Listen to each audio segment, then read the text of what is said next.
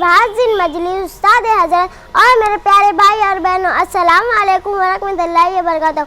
आप सबको मालूम है हम यौम जमहूरिया मनाने के लिए जमा हुए हैं। यौम जमहूरिया और यौम आज़ादी हमारे दोनों मुल्क के कौमी त्यौहार है।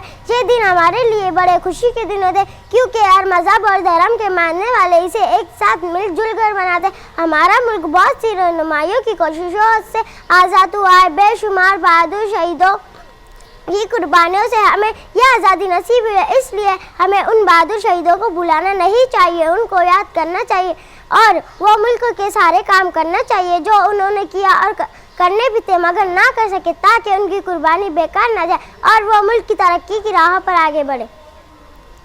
ए मेरे वतन के लोगों, ज़रा आँख में भर लो पानी। ए मेरे वतन के लोगों, ज़रा आँख में भर लो पानी। जो शहीद हुए हैं उनकी ज़रा याद करो कुर्बानी। इतना कहकर मैं अपनी तकरीर खत्म करती हूँ। जय हिंद। माशाअल्लाह, बहुत खूब।